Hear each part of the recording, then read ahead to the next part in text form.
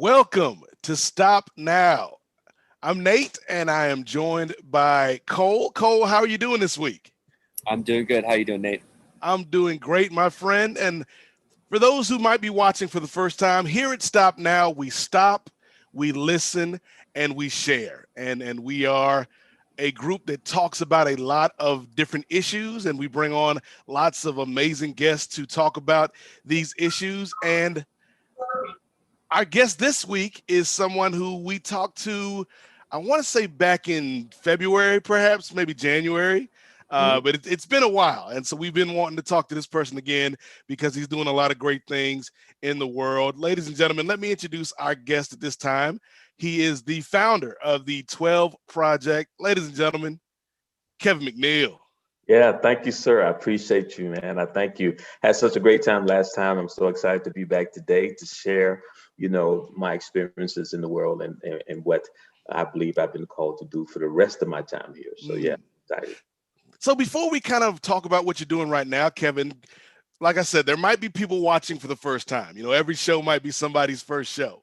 So Yeah. can you give a little bit about your background and about what the 12 Project is? I actually have. Sorry, I was going to prepare. I'm sorry. I had a little intro that I was going to do. Yes. Sorry, I just feel like I shouldn't have jumped in, but Go ahead. yes, I discussed it earlier. He said he was okay with it. Yeah. Okay, Kevin McNeil here is a former special victims detective, author of several books, including Godchild, A Pocket Full of Stones, and others. He also speaks at conferences and advocacy centers on the issue of child abuse and neglect, offering insight into forensic interview and investigation techniques and more.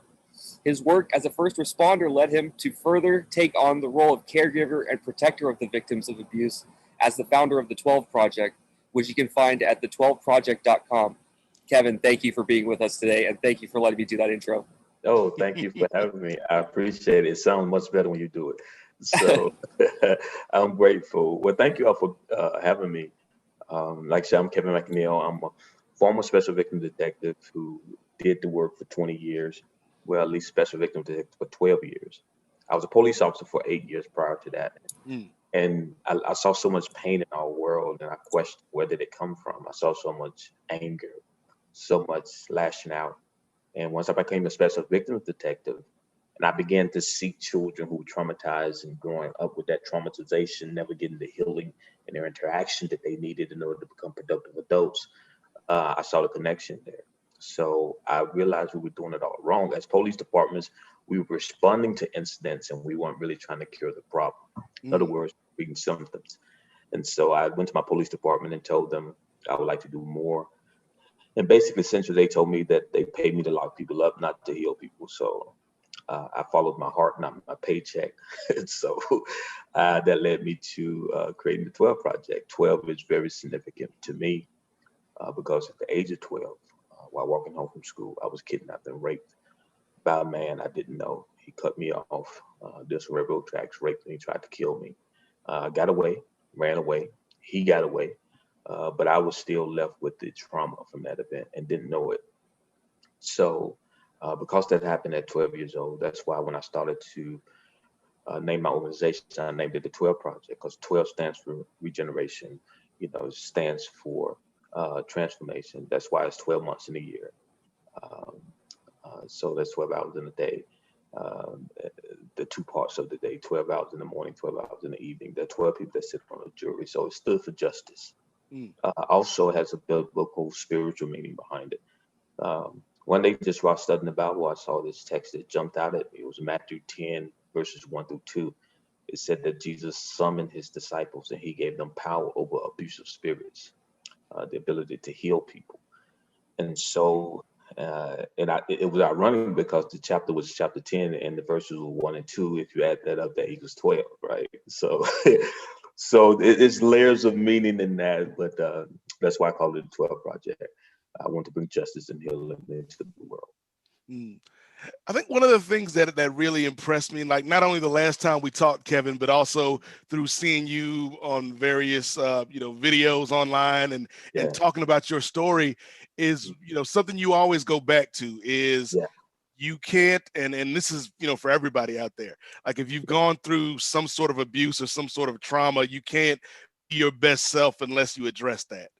That's it. So Yeah. how did you go from, that 12-year-old boy that was in that situation to now somebody who is advocating for victims?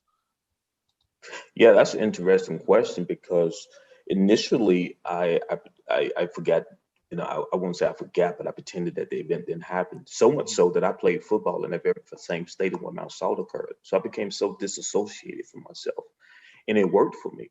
But what worked in my childhood became a hindrance in my adulthood, right? So the ability to hide and not be intimate and not be seen worked as a child to get through my childhood years, but as an adult, man, it was harming to every relationship I had. I felt, and I wasn't there present for that, and I began to realize that it took some heartbreak. I tell people that heartbreaks often come through breakthroughs, right? I mean, breakthroughs come through heartbreaks. So my heart was broken because I couldn't keep a relationship. I felt so isolated. And then I got an assignment. I got an assignment one day. Someone asked me, because they knew my concern for victims and victimology. And at the time, I didn't even know that my passion for healing was connected to my childhood event, Hmm. right? That's how unconscious I was. It wasn't until I got an assignment, someone called me and said, hey, the district attorney double booked. She can't make an engagement, and she was supposed to teach and train a bunch of nurses, sane nurses, on how to collect evidence for sexual assault cases. Can someone in your office do it? And then they told me it was on the off day, it was during the weekend, and then they weren't getting paid for it. And I was like, well, I don't think nobody gonna do that. So so they asked about what about you? And I said, I just said nobody. Uh, so I did it reluctantly, and I didn't know what to do. I didn't know, okay, how can I make this training interesting? How can I just be me? Otherwise, I was trying to figure out a way to be comfortable in front of people, which I never was. Hmm. So I just went for it. I'm gonna tell my story. It's the first time I ever told it, ever. Um, and I told it, and I looked out into the audience. People were crying. You know, these professionals who was helping other people, victims of abuse, but never addressed theirs. And I realized I had opened a floodgate. Now people felt the freedom to turn back and face that thing that they were so passionately running from. And I realized the effect I had in that one speech. And I went home, I did some inner work, and I was like, you know what? I got to address this. Then I started getting phone calls ironically. It was like the universe heard what I put out there. And people were calling me. A young lady from Ebony magazine was doing a special on male assault abuse survivors. And we just so happened to went to school together, and she knew about me. And so she called me and asked me to do it. And I agreed reluctantly again, told my story, but I realized I hadn't told my mother, right? Because when I Hmm. ran home, I told my mother that I was robbed and not raped because I was a 12-year-old African American male. That stigma, back then was real tough. And I was already bullied and talked about a lot in my life. So this was just another addition of trauma in my life. So I had to call my mom. And now that was the hardest part and tell her the truth because I didn't want her reading that in some article. Hmm. So my confrontation of confronting these issues happened ironically with me serving other people, right? It's hard to confront something unless you have meaning to it. Like if I never had to serve anybody, teach a class, or care for anybody else, I probably would remain in that disassociated state all my life. Hmm. But because we're created for relationship and communal and community, um, my life was miserable. And it wasn't until I started sharing what what I thought was a secret, right? Because I tell people anything you bury grows, right? Oh. Right. So my buried secret, a seed of my traumatization was producing fruit in my life, but it was fruit I didn't like, right? And so if you want different fruit, you have to plant different seeds. Mm. So I realized that confrontation led to transformation. And that's in anything, right? We can't transform our society. We're not willing to confront the issues that make our society what it is. So we can't talk about racism. We can't talk about abuse unless we're really have real conversations about confronting the things. And so for me, confrontation is the catalyst. It is the beginning of healing. You will not solve or heal what you are not willing to confront. So that's what led me that realization. It took some time, but it was in the midst of serving others or my desire to serve others that I developed this urgency, this need to confront what was ailing me. Because as you know, serving others is a big responsibility, and if you're not healed, you can kind of counter transfer some of your issues onto them, right? Mm. So you end up doing more abuse than you are helping people from abuse. And so I discovered that as well. I think one of the things that you said there, Kevin, that speaks to me, and Mhm. I've talked about it here on the show before. I'm somebody that has had abuse in my background, Yeah, and that heartbreaks can lead to breakthroughs. Like I yeah, think that's very important because that's yeah, my case. Like I went through yeah, a breakup and like it's like all breakups on happy breaks up, ladies and yeah, gentlemen out there. Like, and so me and my ex, we just happened to be on the phone, just yeah, arguing. Like we were in that stage where we yeah, definitely didn't want to be together, but we couldn't stop going yeah, back and forth. And yeah, just yeah. out of nowhere, like I was at the point where I was so angry that she was the first person I ever Wow, admitted my abuse to. wow, And she was a counselor. And so like in that moment, she went from angry ex-girlfriend to counselor. And yeah, so without that experience, I wouldn't be like, I might not be here today talking to people. wow. And so like, I think there is, especially when you're talking about men, I Oh feel yeah, like oh there is such a stigma yeah, associated with this that it's very easy to just kind of bury things down. yeah, yeah. And that's interesting because I'm writing a new book called Go Forth, Going Beyond Ordinary. And the one thing that you hit on is that I argue the premise that you cannot move from where you are until you confront where you've been. Mm, Oftentimes we think we're living in the present, but we really relive in the past, every single day. And until you confront that past, that's what you're going to end up doing. You end up being in this circular type um, uh, sphere where you're constantly going around and around and around. You don't get off because you haven't confronted the thing that brought you to the current space that you're in. And so one of the things, I often tell people, and I'm addressing in this book, is that particularly in the Bible, the first thing God does is get people to leave, and leaving means confronting those survival issues because our identity loves to survive, but your soul is the only thing that can live, right? And so oftentimes we develop identities to help us cope. And so the mm, first thing that God does in the Bible, and I notice, is God takes people and He changes their identity. And the one way He does that is forcing them to leave their familiar zones, those things that they have become attached to and have learned to cope with. And so healing is a very arduous, but it's a very dangerous journey because there's always that desire to turn back. mm, Right? And I love the word mediocre. And I tell people, and I discuss this in my book, Go Forth, Going Beyond Ordinary. Mediocre comes from a book, comes from a word that means the middle of the mountain, right? It gives you the analogy that everybody wants to go to the top of the mountain. But even when they start out, they realize how hard of a task that is. And so they get to the middle of the mountain, and what they do is they set up shop. This ain't so bad. So they build mm, houses, towns, and cities in the middle of the mountain. But there's that one person who wants to go beyond that and go to the top of the mountain. That person realizes when they get to the top, the apex of the mountain, they have a panoramic view. They're not limited to the side of the mountain that they've been on. And so they have a 360 view of the world, and they become more free, and they're not as contained by what they see and experience because now the world has opened up to them. And so most of us live at the middle of the mountain. We tried our lives to be something, to please people, to be accepted by people. And when that becomes too hard for us, we just set up shop where we at. Right. So, mm, hey, I get comfortable. The brain loves what it knows, it fears what it doesn't.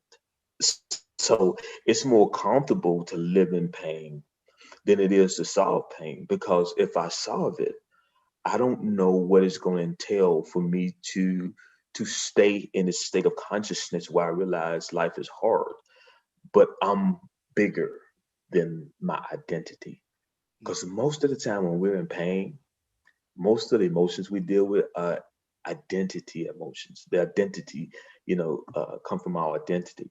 I often tell people the soul desires nothing. Right?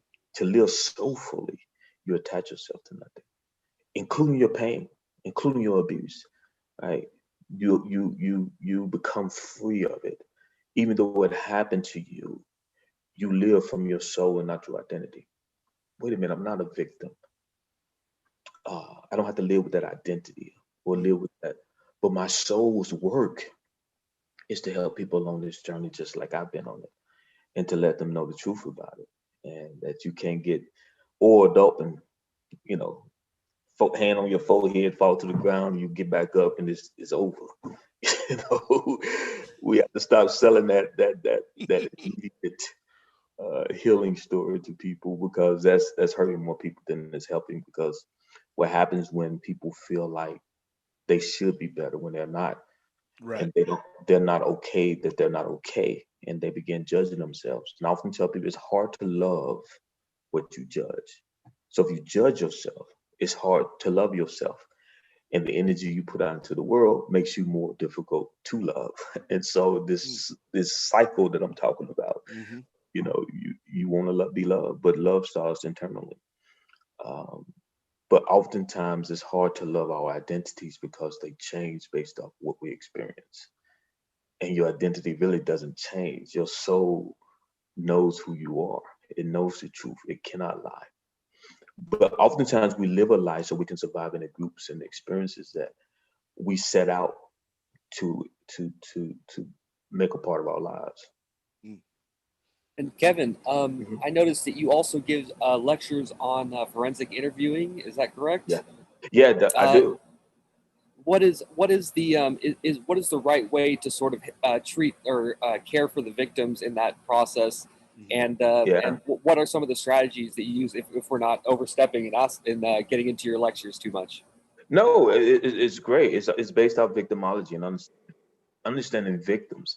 Oftentimes, law enforcement, we, we we we really don't understand victimology. Law Mm. enforcement treats everybody the same, basically, uh, because of the nature of the job. To can you imagine an officer showing up at your house crying, because he's so touched by what happened. You looking at the officer for sure. And so a lot of times in that profession, officers they're not given the permission to feel.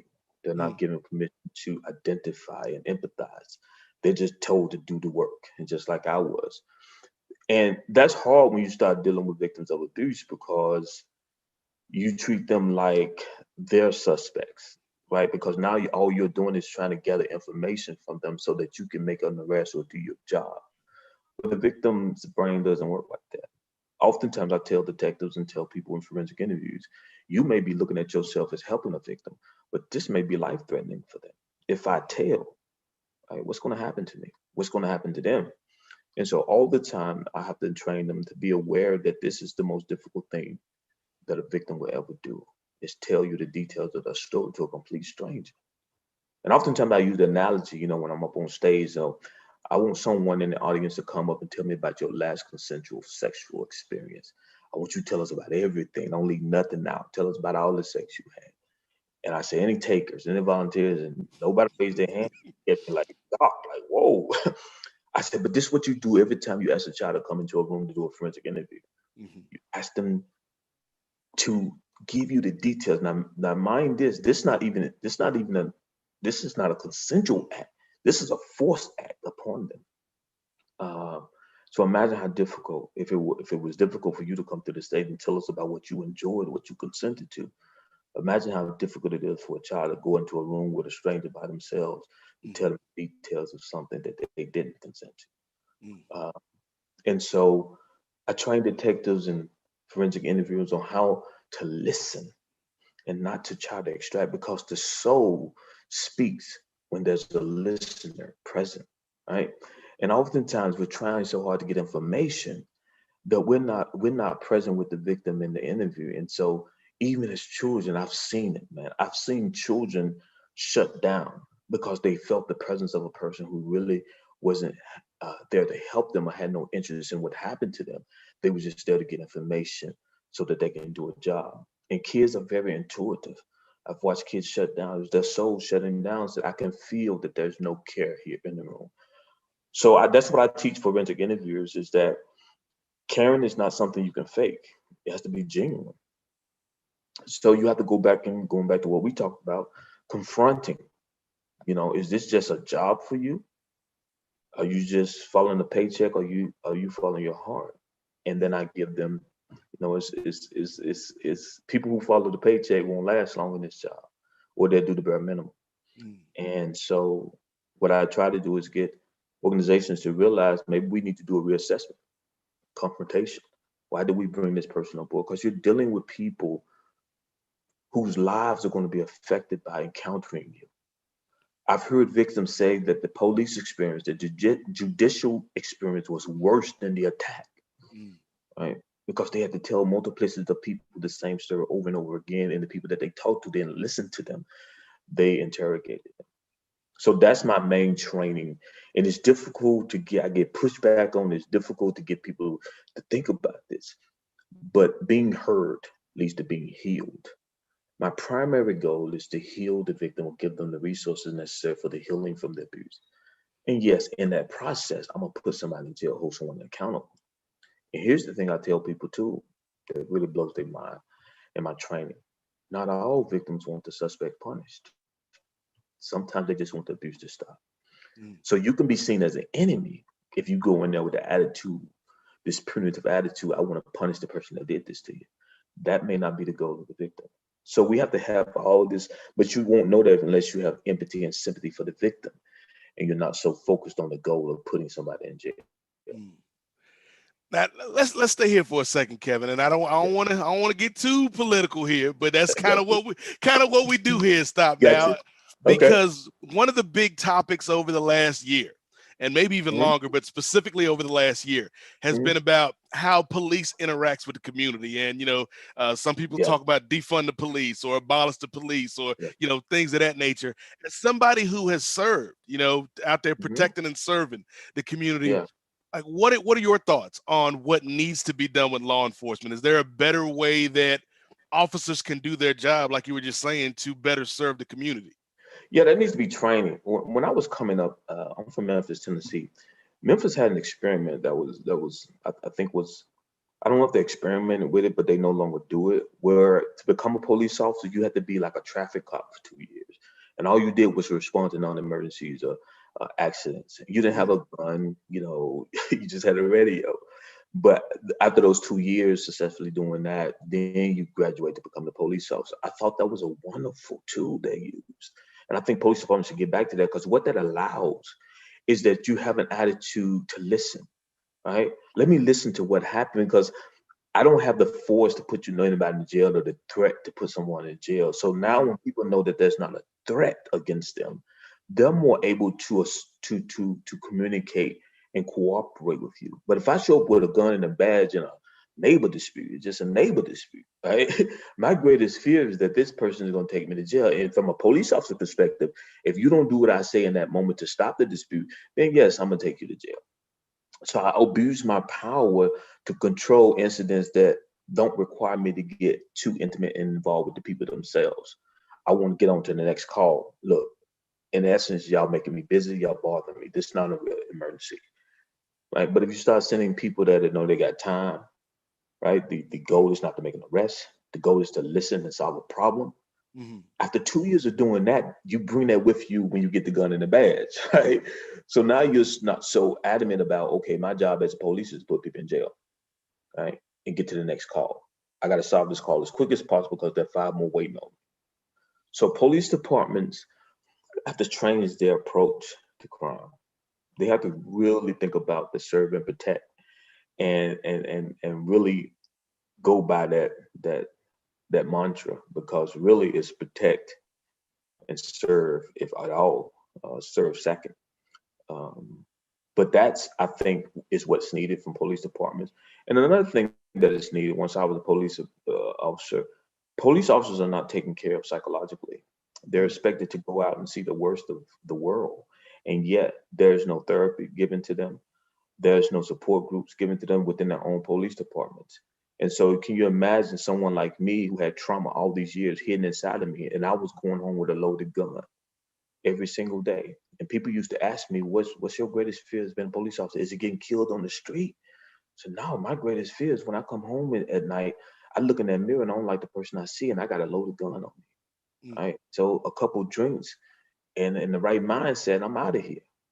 But that's violence against me. But what if I decided, you know, instead of dealing with my own pain, I'm gonna project my pain onto people uh, that I feel like I have control over. So a woman crying to me, telling me she can't pay the ticket or she couldn't get a tag, doesn't mean anything to me because I'm still hurting in my pain. So her pain means nothing to me. My pain takes trump over her pain, takes precedence. So I can't sympathize with her. Ma'am, get out the car. I'm gonna do what the law says. You driving with a suspended license, I have to take you to jail. Right?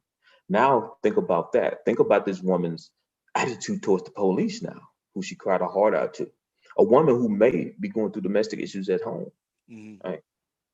And it was just making ends meet and trying her best. Left her husband because of domestic abuse, and now she's struggling to pay even the least of fees, like a tag. And now she gets pulled over by the police. She really don't want to tell the whole story about why she left her husband and blah blah blah, abusive relationship. So she goes into this, please, I can't afford it. So now the officer who she seeks help from locks her up. In his mind, he's doing his job, but because he never listened, right, his job trumped the ability to be human Mm. and to connect with another human being. So that's the thing with police departments. They're going to have to really get into this idea, I believe, having a separate force from non-emergency calls. Non-emergency calls, you may need even to have a counselor ride along. How use some counselors, not just for your police officers, but help them ride along on some of these calls, right? Mm. And then have them go back to the office and say, hey, this is what you were seeing. This is what you were experiencing, right? They called you for domestic violence call, but this has been years in the making, right? And when a domestic violence, this is what I tell officers also, if a victim picks up that phone to call you, they're in a state of emergency Mm. because most victims don't report domestic abuse. And if they do so, they're in a state of emergency. And how you respond to them, right, makes all the difference in the world because they may never call the police again. They may just suffer through the pain and abuse Mm. because the last experience they had was not a good one. So officers need to be trained constantly and repeatedly from the time they go into the police academy. When I was in the police academy, they showed me what a bad guy looked like. 6 months, they told me how to respond to bad guys. You know, Nobody told me about victimology, how to interview a victim, how victims come in different shades and colors, and some victims are gonna cry when they're abused, some victims gonna laugh. Right? Just because the victims laugh could be a coping mechanism from the pain she's experiencing or he's experiencing. Mm-hmm. I didn't get that training. I was like, hey, this is what a bad guy looks like. This is what a bad guy would do to you. Right? Your goal is to come home at night. Right? And we walk out that academy with that attitude. But the difference is we got a loaded gun and we got a badge of authority to make decisions without any oversight. Right? We have a law down here in Georgia where if you curse in public while I'm dealing with you, if you're angry and you curse, I can warn you. And if you curse again, I can lock you up for disorder conduct. Mm. Or I can lock you up for loitering. You stand in front of the store 2, 3 in the morning, you're homeless. I could just say you loaded in front of the store for drug-related purposes and lock you up. I never asked you, are you hungry? I never asked you why you standing out here. And if I did, I didn't believe you. So it's the mentality that goes with policing and not just the uniform or the profession itself. We have to change our mentality on human beings. Right? How some communities, right, are policed while other communities are protected. Mm. So, there's a difference, you know. So there's policing and then there's law enforcement, right? We police the more affluent neighborhoods, the ones we think there's not going to be any crime in. And we enforce the law in those communities where we know there's a lot of crime. And we're fooled to believe that these communities have more crime in them than the communities that we don't police because we're not there often. Right. So I think the mentality has to change, and that's going to take a while. It's going to take someone breaking ranks, being disruptive, and somebody in a leader and power position to admit that, and be willing and courageous enough to model that to the rest of the world and show that the effects are different than what we have now. Because a police is in such an old institution, old profession, it's hard to get someone like that to change because for them it works. Right. And Mr. McNeil, yeah, and I think that that avenue of possibly more detective work and a lot more non-emergency, like you're saying, is something we definitely need in education and training. And I know you're pursuing every avenue in order to fight the problem of abuse. Now, what are some of the like experiences that you may have had with human trafficking, like in that line of work as well? Oh, Have you seen that? oh yeah. I was in special victims unit. We had a human trafficking unit and that I used to participate in and get involved in. And one of I almost lost my life several times as a police officer, got involved in shootings. But one of the times I almost lost my life and very thankful that I didn't, it was a human trafficking case. Uh, Young lady, it came off that two young ladies ran away from a group home or foster care home. And I did the report, and one of them showed back up at the hospital, high on drugs, and she was 13, 12. And again, at this point, I'm in the understanding of victimology and victimhood. When I walked in, even the hospital staff was judging her like, she's 12, she's 13, what's she doing drinking? She's so drunk, she don't know who she is. So when I walked in, the young lady she was, and she looked at me and she stopped making fun of me. Right, you short, this is that. And she was laughing with her. I said, you know what? You're right. And I said, you know what? I don't even want to talk to you tonight, right? I want you to get better. I said, but what I do want, if you get better, you want to talk to me, you let one of these nurses know, you let somebody know. And that's what happened. The old me would have went in there and said, hey, I need A, B, C, D. I Right. need some evidence and information, right? Whether you're drunk or not, I can take whatever you got to give me. But the new me knew better, and it worked out. When she got out of the hospital, she ended up running away again with another young female. But this time she got away. She got away, and at the time they just thought she was running away. They were running away from foster home. Um, and when she got back, she escaped from the human trafficking situation. And she said, "Call Detective McNeil." You know, that avenue, that door was still open. And so she called and she said, the girl I left with is still over there. They've been sexing us and selling us to other individuals. And Mm. she said, I can take you where they are. So I said, okay, and most time young people won't, cooperate with the police because I had opened that door though. She was communicating with me back and forth. And so we went there, and when we went there, the guy pulled a gun on us while we were knocking on the window to try to get their attention. Mm. Guy pulled a gun. He actually tried to fire the gun, and it didn't fire. And I was standing right in the window at the time. So we called SWAT out, got SWAT team out. They went in, rescued the girls, and found other girls in there. They actually found the parents of the traffickers in there who were playing dumb, like they didn't know what was going on. Mm. So my experience with that was human trafficking is happening so much on our eyes that people who are allowing it and think it's okay. But what that young girl taught me was how to treat all human trafficking victims. And as a result of that, I found out, trying to go after their pimp and trying to get the details of in the initial, if you don't build that trust, you're not going to get the cooperation from them. So even in human trafficking, we go in as law enforcement or we go in as helpers and we want to make an arrest. We want to hold the person responsible who's causing it. And oftentimes we overlook the victim in that process. And victims, I tell people this, I know this personally. The part of the brain, once a person is traumatized, becomes more sensitive to victimization, which means they recognize when they're being victimized, Mm. even by those who say they're sent to help. Uh, the only problem with that is that they're more willing to be victimized by somebody who pretends to do them good than someone who actually does them good, because now law enforcement have kind of gotten this bad rap that, you know, all we want to do is make an arrest. And sometimes that's true, but that's the perception that most of the public have about law enforcement, and they haven't done enough to change that perception. So human trafficking exists because a lot of victims are not going to call the police. They're just not, because the past experience been the pimp tells them, well, if you call the police, they're gonna lock you up. And what do we do when we go there?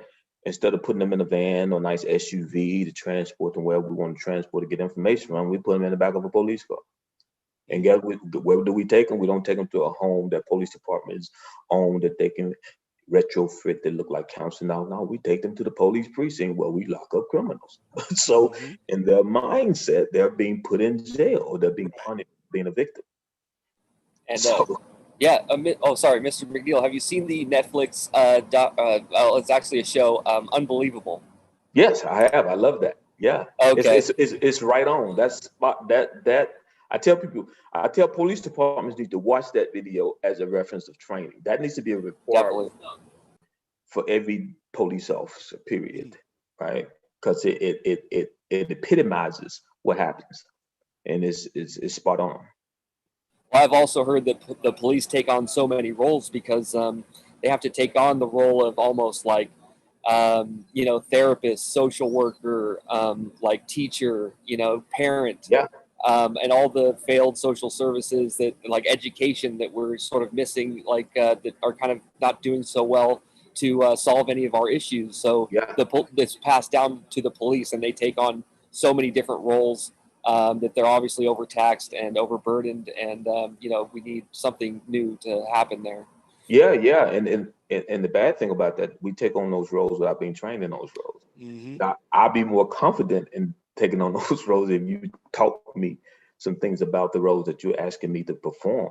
And I think that's the key. It's like, I don't think you're gonna be able to change that part of policing. It's gonna always be one of those professions where you're gonna have to be counselor, you're gonna have to be teacher. Right? It comes with the job, but you're gonna have to be trained in those areas, and then not just make the assumption that I come with it, or that you know every officer is going to respond the same. We have to start training these officers. We have to start not only training them but caring for them. That's another element we miss.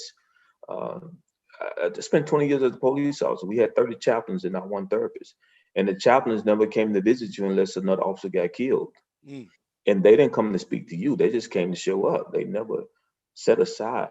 And one thing that I suggested, and that police departments hate when I do, and they've never done it, is that you should have a counselor in every office of the police precinct. And it should be that if an officer walks in there and say, I need some time off, there should be no questions asked. The therapist should have the authority to grant officers time off at any time without the supervisor's questioning. Mm-hmm. But we don't care for our officers properly. We tell them to go out in the world and solve the worst problems. And we forget they got families. We forget they come from backgrounds. And they may not be well. Like I told you, I was a trauma victim.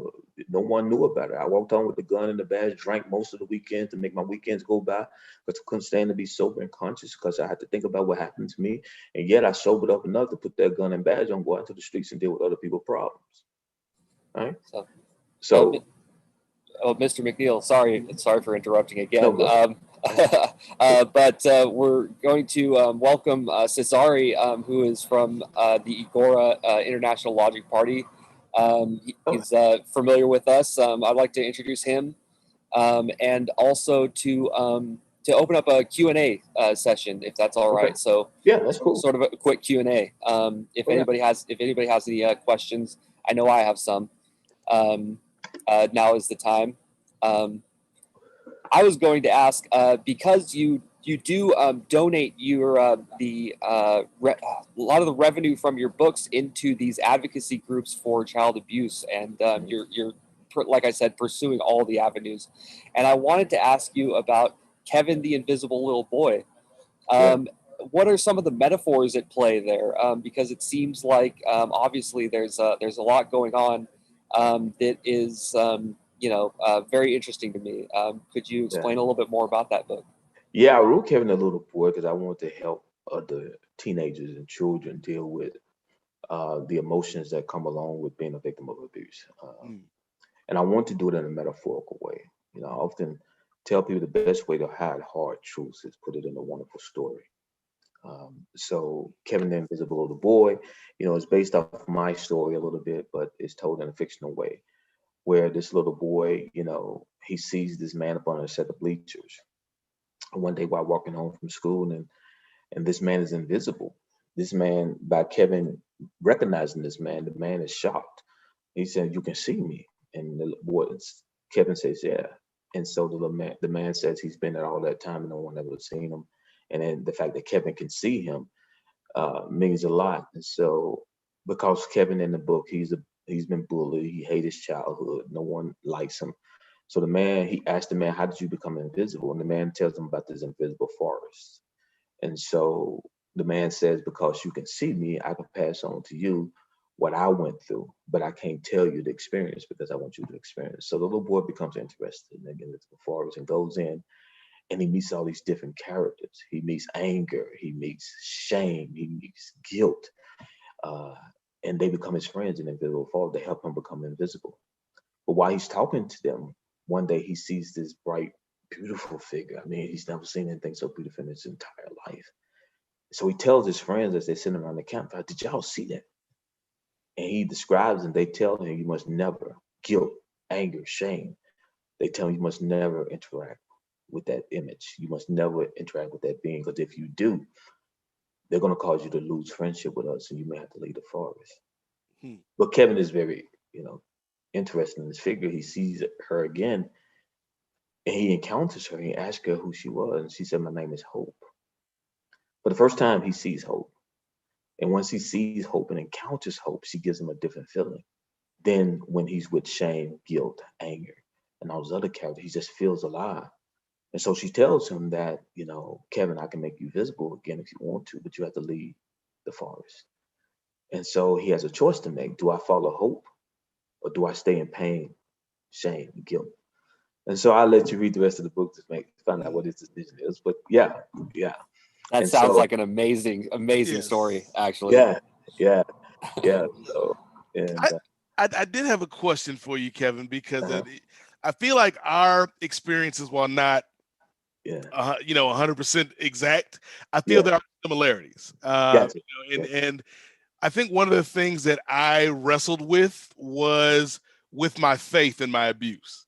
yeah, yeah, And how do I reconcile those two things? And I know, like, I've had friends who have been abused yeah, and have told people in their church and been mhm, quieted by people in the church. yeah, Like, can you speak a little bit about how yeah, sometimes people that we think are there to help us get out of that abuse are actually some of the most harmful to us, or can yeah, be some of the most harmful yeah. to us?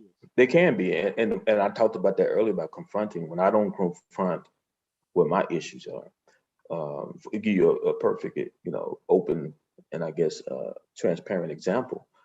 Um, my first sex experience is at 12. It opened up door to sex, and I noticed as a coping mechanism. I didn't know it as a time as a young kid.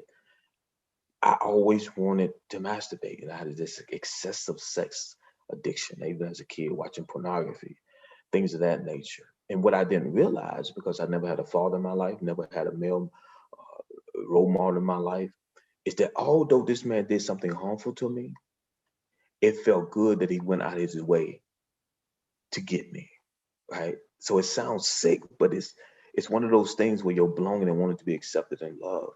It's so Mm, strong that even if it comes in a destructive way, even if you don't like the pain with the destruction, you still love the idea that somebody would go out of their way to get to you. Um, and so uh, sex became interpreted for me as acceptance. Like if someone was willing to have sex with me, they accepted me. So I used sex as a tool and as an evaluation of my own self worth. So I mm, became addicted to sex. And so what happened is that I began to become abusive and didn't know it. Because for me, abuse doesn't mean the definition of abuse that I have, the root word use is where we get the word utility, use from. That's the root word of abuse, utility, purpose. And it means the utility part, the use where we give potential, purpose, and meaning. But AB, the prefix in front of use, anytime you add a prefix to a root word, it changes the meaning of the root word. But AB means, it's a Latin prefix that means to kill, steal, or to destroy something. So abuse means to kill, steal, or to destroy someone's purpose, power, or potential. Right? So that's abuse. You don't have to hit somebody.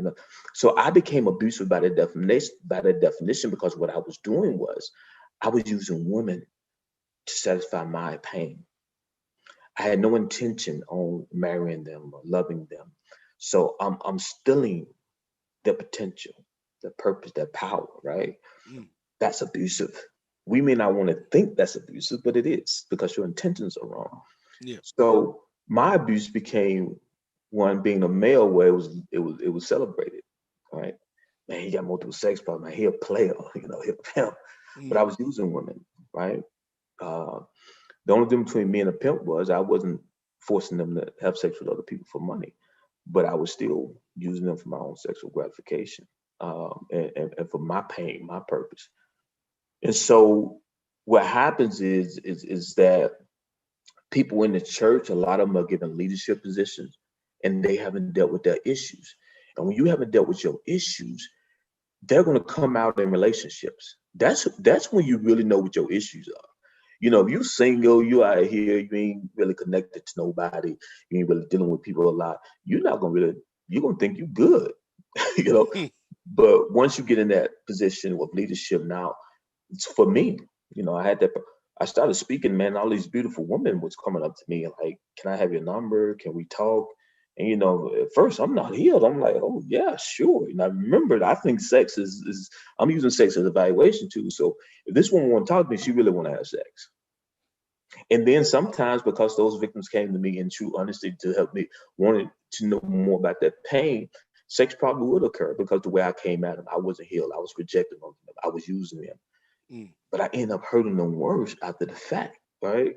Because now they say, I really can't be help. You end up taking advantage of me, sex. So now that abuse, that's what happens in the church. We put all these people in leadership positions without understanding who they really are. And now you're giving them all this power and access, right, to individuals. So now if my pain has not been solved, remember I told you, what you bury grows. You cannot bury pain and not replicate it in some form or another. It's just not possible. You're going to need to do it to yourself. You're going to do it to others. And you may not do it to the varying degrees in which you were abused, but you would do it at some level, like I was. And so I think the church is full of people who hadn't gone through their training. Like, one of the things people hear me say from the stage is that I think it should be required that everybody gets abuse training, that everybody gets training on victimology, get training on abuse. Here's why. Because if everybody's educated, everybody knows, now you create a community of care.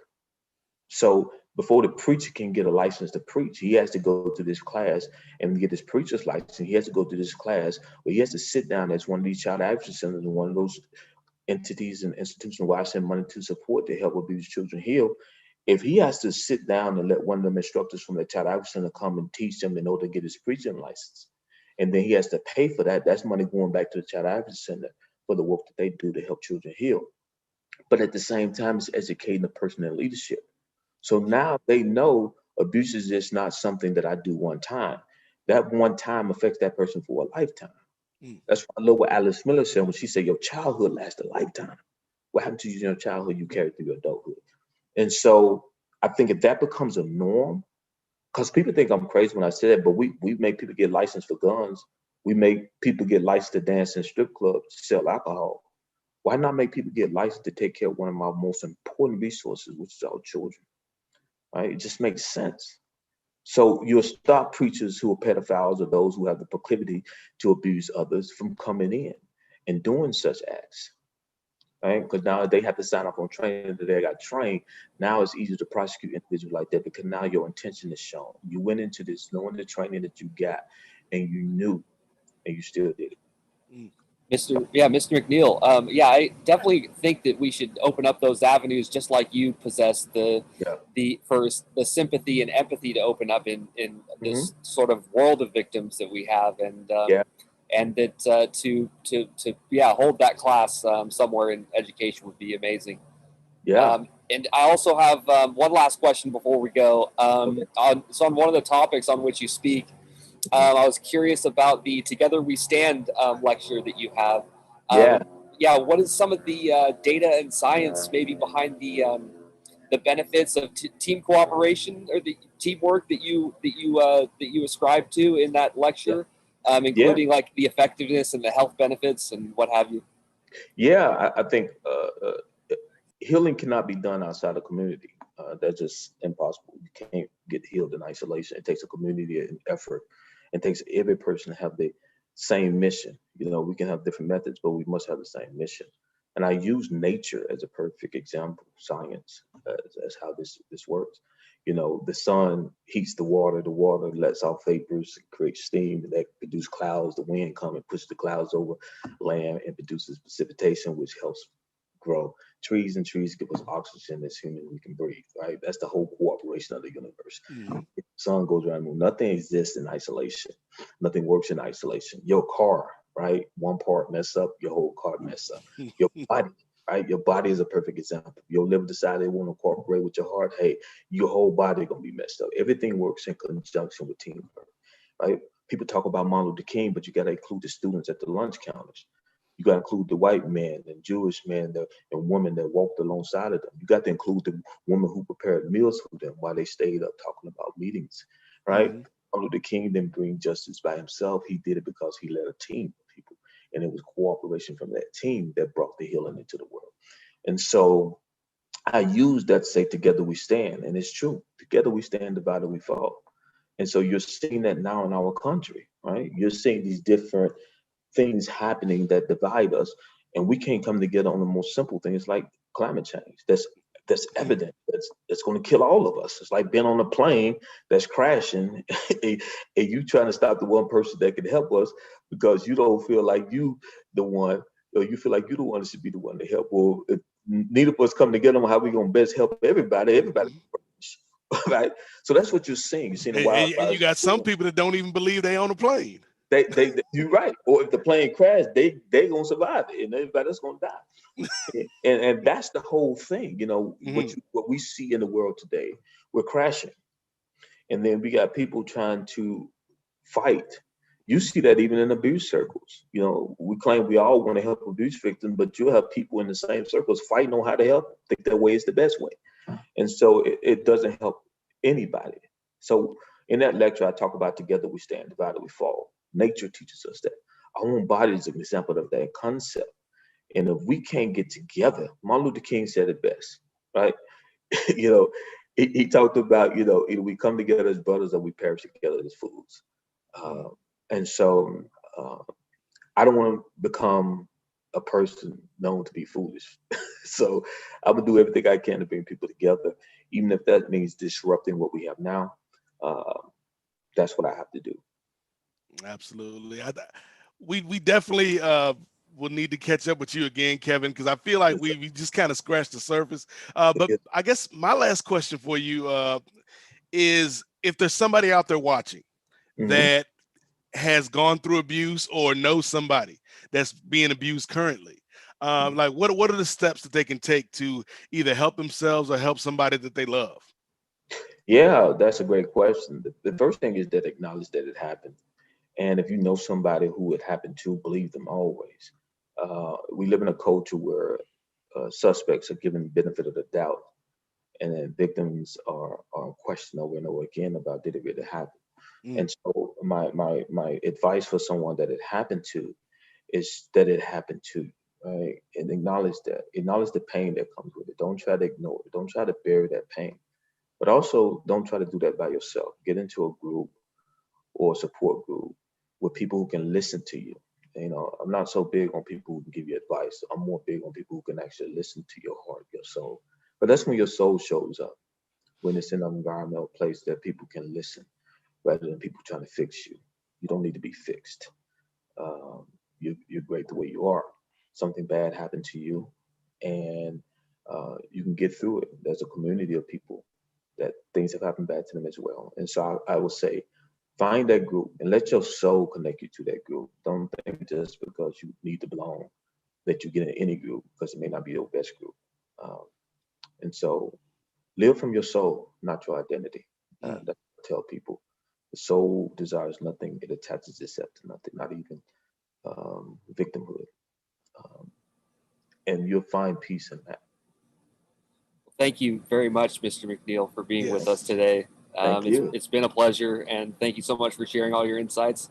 Thank you. But we do have to go, unfortunately. Okay. So, yeah, much appreciated, and thank you, everybody. Thank you, Nate. Thank you. Yes, Cole, it's been great as always. And again, Yes. for more about Kevin, check out the 12 Project because he's doing some good work out here. Thank you, sir. Appreciate you.